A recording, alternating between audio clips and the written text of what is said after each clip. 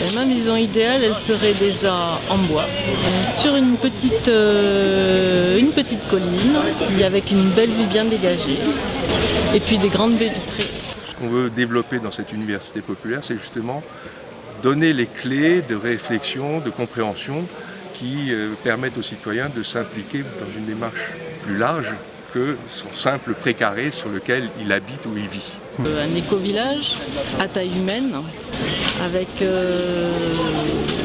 école, avec un regroupement. Par rapport au projet d'une université populaire de l'urbanisme et du paysage, c'est un sujet qui nous interpelle au niveau des questions énergétiques, d'aménager des écoquartiers, parce que c'est d'abord, ça repose sur un principe de participatif et de partage. Il y a plein de choses que j'aimerais faire, mais c'est un village où il n'y a rien, il n'y a que le bus des écoles, et quand il n'y a pas de, en dehors des périodes scolaires, il n'y a rien, on est à pied.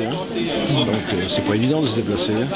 Dans une démarche de réflexion plus collective, plus de partage avec des intérêts collectifs et du territoire. Ça existe dans quelques régions en France au niveau du covoiturage local, c'est-à-dire pour aller comme à un marché, comme ça, au lieu d'avoir une personne qui va toute seule avec sa bagnole au marché et qui rentre, de voir les gens du pays ou des tout pays à côté, de les prendre, de les emmener, de les ramener contre une petite participation. Donc il faut que le citoyen, de façon simple, de façon pédagogique, et des outils, des éléments de compréhension de ces problèmes-là. Il ne faut pas que ça reste embryonnaire, il faut que ça se développe.